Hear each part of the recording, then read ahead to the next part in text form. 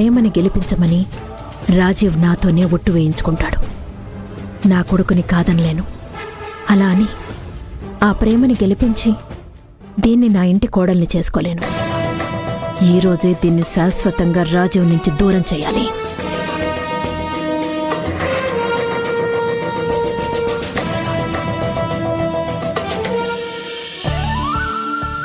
ఓం శాంతాకారం భుజగశయనం పద్మనాభం సురేశం విశ్వాకారం గగన సదృశం మేఘవర్ణం శుభాంగం లక్ష్మీకాంతం కమలనయనం యోగిరుధ్యానగమ్యం వందే విష్ణుం భవభయహరం సర్వలోకైకనాథం మేఘశ్యామం పీఠకౌసేయవాసం శ్రీవత్సాంకం కౌస్తుభోద్భాసితాంగం నా ఊహ కరెక్ట్ అయితే జ్యోతి గారు ఈ పాటికే డైరీ చదివేసి ఉంటారు. కానీ అమ్మకి విషయం తెలిస్తే ఏదైనా గొడవ అవుతుందేమో.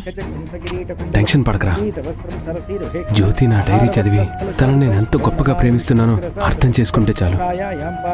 ఆ తర్వాత ఏం చేయాలో నాకు తెలుసు.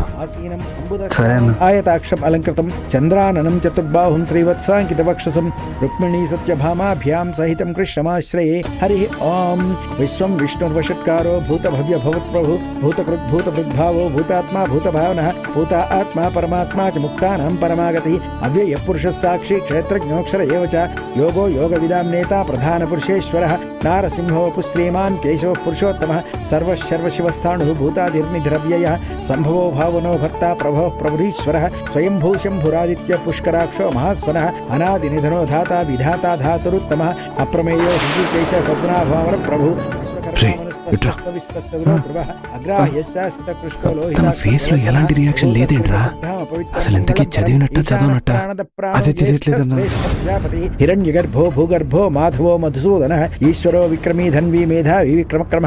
బాబు, మీరిద్దరూ లేచి తులసి మాలలు రాధాకృష్ణుల మెడలో వెయ్యండి.